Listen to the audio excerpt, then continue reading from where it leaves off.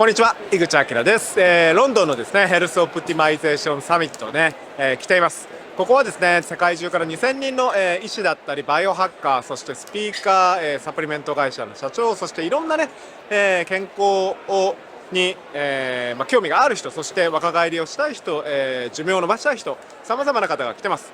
そしてですね、今日のインタビューですけれども、アンナさんですね、彼女は実はですね、フィンランドのね、バイオハッカーサミットというところで、あったんですけれども、彼女も実はね、スピーカーとして、そのバイオハッカーサミットで登壇をします、ということでちょっと今日は女性の、セクシュアリティね、男性女性の、実際その健康になってその性機能とか性生活をどうやって、充実させるかということを聞いていきたいと思います。Okay, great to have you. Thank you so much for Yeah, having me. thank you. It's a pleasure to be here. Thank you. So, please introduce yourself to my audience, please. Hi guys, I'm Anna Lindfors. I'm a sexologist and my background is in psychology. Basically, I work at Biohacker Center as a sexologist and consult individuals. I'm also a co-author of the Resilient Being book. And yeah, as Akira said, I'll be talking about biohacking sexuality at Biohacker Summit. Awesome. So, I think it's kind of new term for Biohacking sexuality. Yeah, sexuality. I think it's amazing. It's so important, but many people think it's kind of taboo to talk about it. But it's very important to our life, you know. Yeah. So, what's the top three secrets for the improved sexuality or sex? You could talk about either, to psychology or maybe biohack or, please share with us. I mean, when we're talking about sexuality, I think it's first important to determine what sexuality is, because a lot of people are unfamiliar with that, or they think that sexuality equals sex. Right. But sexuality is really our inner core, our primal force, and that source of energy that brings the vibrance in us. You look at attachment. Imagine if you didn't feel any kind of attraction to another person, or attachment, or love, or sex, or pleasure. It's in everything, and it's such a big part of our well-being, but it's not spoken about, which is kind of what I'm doing now to get the message out there. But sexuality really is your relationship with yourself, your relationship with others, and it includes sex. And sex is a big part of connecting. Yeah, so we just finished John Gray's talk. He said a great things about before getting naked our body each other, but getting naked your brain. I mean, means like mind, connecting each other first. That's the most important thing to come into the sexuality. It's like trust each other, respect each other, appreciate each other.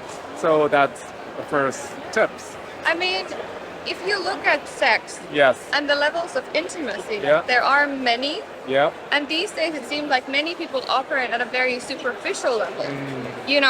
Sex is more about the mechanics, and it's I think we had a discussion with John, and he even said like, that kind of superficial hookup sex, it's like mutual masturbation together. But if you go deeper than that, deep level of intimacy that you are creating with your partner, that's so euphoric.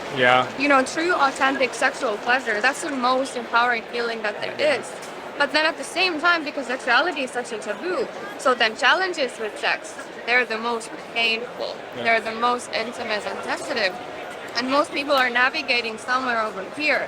But when you ask me about the tips on biohacking sexuality, to get to that ultimate pleasure, to create a healthy relationship with yourself and others, you need to heal your trauma. Because we all have trauma. Some people don't notice it, but everybody had something, maybe small trauma from the mom, dad, attachment, childhood, school. first dating experience, exactly. First time having sex. There are so many little components that then get layered up and all contribute to one. Absolutely. So that's what we need to do. How do you feel with that? Somebody. It really depends on the individual and the trauma trauma, I would work with a professional. Great. And this is something I also spoke about with John, is that trying to heal yourself by yourself can actually be toxic, because humans are not meant to be alone. We are meant to be interconnected. Yes. We are a tribe. Community. You know? So then people have personal trainer, nutritionist, doctor, career mentor. Yeah.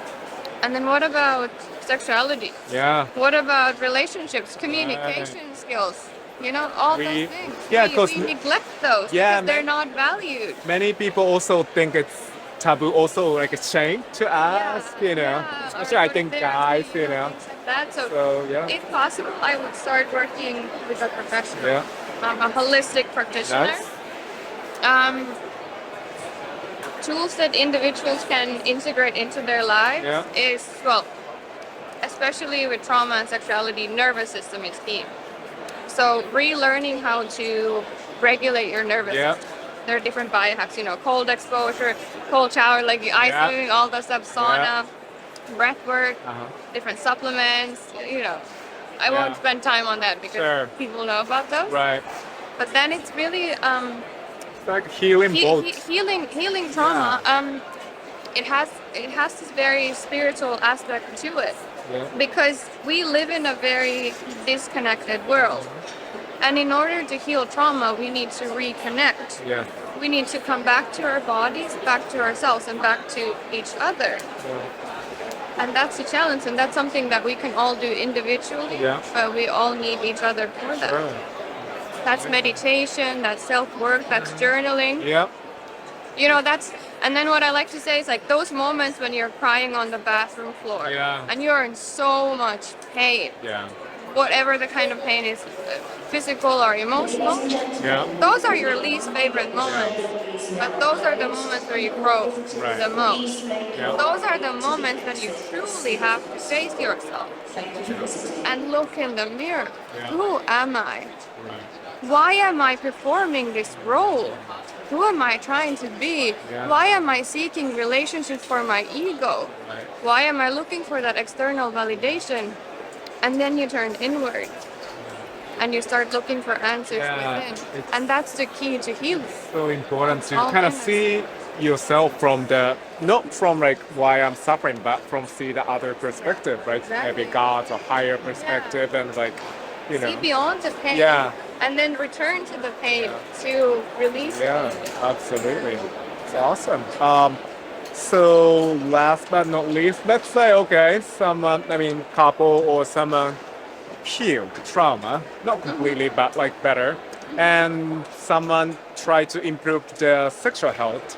What kind of biohack would you recommend? Any diet, workout, supplement? Well, nutrition, key, aphrodisiac. That's fun for a date. That's sexy. The chocolate, oysters, strawberry things. But blood circulation. Blood circulation. A lot of people don't think about that, but blood circulation is key for arousal. So NAD, like anything that supports blood circulation, really. Moving the body, exercise, that boosts get your a massage. Touch. But then I consider these biohacks, but really learning how to communicate, how to argue with your partner in a constructive way, non-violent communication, talking from, this is painful, like just what John said, this is painful to me, it feels painful when you're doing this, or, finding ways, and then recognizing our own behavior patterns. What's triggered from trauma, what comes from my past, what comes from you, what comes from the other person, and what's a sign of growth, and what's a sign of this needs healing. I think it's right to communicate without arguing, without getting mad, without getting angry, without, I think it's important to see is that, am I talking, or is that, pain body? Exactly. Trauma talking. Exactly, It's important. Exactly. No, it is. And then, it's like, then also this kind of aspect of kindness. Kindness within ourselves and with each other, because we all have that trauma. We're all healing, but it comes and it gets triggered, or you enter a new relationship and you really like someone. for the first time, you're like, whoa, what is going on? And you've been this cognizant human being and like, kicking ass at work and whatever, and then all of a sudden you get scared. What if they hurt me? What if things happen? And you become that wounded child. So then also being kind to yourself in those moments when you get triggered and communicating with your partner to then grow from that. I notice I keep taking it back to the trauma, but that's really it's where like, it is. But communication. Yeah. Also, one of the keys, sexual biohacks is discovering your pleasure, exploring, self-pleasure, exploring with your partner, and going from performance-oriented sex to pleasure-oriented sex. It's not it's not about the end goal, it's about the journey. But it's so true, and also just widening our perception of sex. Only 25% of women orgasm from penetration only. That's only 25% of women. Very low. And only 38% of women orgasm from sex. And for men, it's 95%.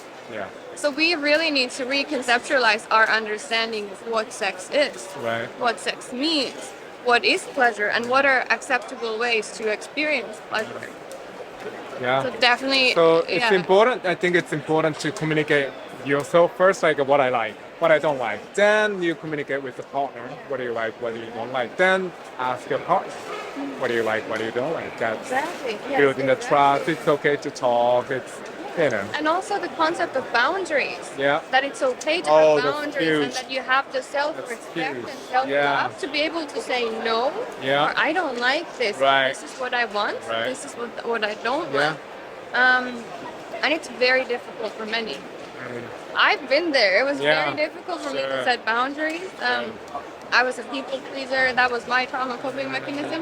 And I really had to work through my trauma and build this healthy relationship with myself to then be able to set boundaries, communicate in relationships, and really, for me, like explore my pleasure and understand it, and it's such a source of power.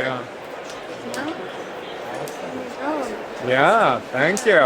That's huge, important topic, and that'll be awesome. I can't wait to hear more about it. And you're gonna write a book about it, or talk more about it. We'll see. Yeah. Okay. Thank you so much. Yeah. Thank you.